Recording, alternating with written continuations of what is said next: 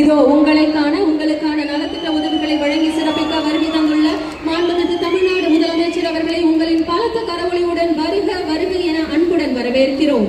தமிழ்நாட்டிலேயே அதிக அளவாக ஒரு மாவட்ட அரசு விழாவில் 63,000 பட்டாக்களை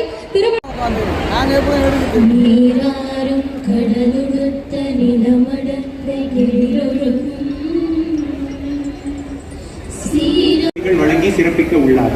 இந்நிகழ்வில் கலந்து கொண்டுள்ள மாண்புமிகு சிறுபான்மையினர் நலன் மற்றும் வெளிநாடு வாழ் தமிழர் நலத்துறை அமைச்சர் அவர்களை வருக வருக என வரவேற்கிறோம். மேலும் இந்நிகழ்வில் கலந்து கொண்டுள்ள நாடாளுக்கங்கடிந்து செயல், தெளிவான முடிவு, துணிந்த செயல் என்று வான்புகள் வள்ளுவன் வாக்குக்கு உதாரணமாக விளங்கும் மாண்புமிகு தமிழ்நாடு முதலமைச்சர் அவர்களை மீண்டும் ஒருமுறை வருக வருக என வரவேற்று அமர்கிறேன். நன்றி. தமிழ்நாடு முதலமைச்சர் அவர்கள்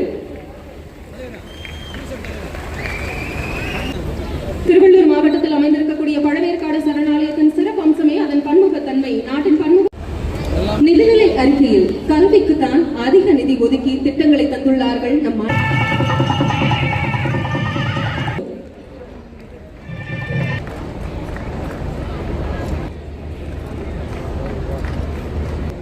முத்தமிழறிஞர் கலைஞர் அவர்களின் பெயரிலான கனவு இல்லம் வழங்கி சிறப்பிக்கப்பட்டது. பூங்கொடி அவர்களை திரு வெங்கடபெருமாள் அவர்களை அன்புடன் அழைக்கிறோம். நுண்ணீர் பாசன திட்டத்தின் கீழ் சொட்டு நீர் பாசன அமைப்பு நிறுவ 2,10,516 ரூபாய்க்கான மானியம் வழங்கப்படுகிறது. வீணா நர்மல்ராஜ் அவர்களை அன்புடன் அழைக்கிறோம். மாநில தோட்டக்கலை வளர்ச்சி திட்டத்தின் கீழ் நிழல் வலை குடில் அமைத்து 7,10,000 ரூபாய் மானியம் வழங்கப்படுகிறது. அன்புடன் அழைக்கிறோம். புதிய குடும்ப அட்டை நந்தினி அவர்களுக்கு வழங்கப்படுகிறது.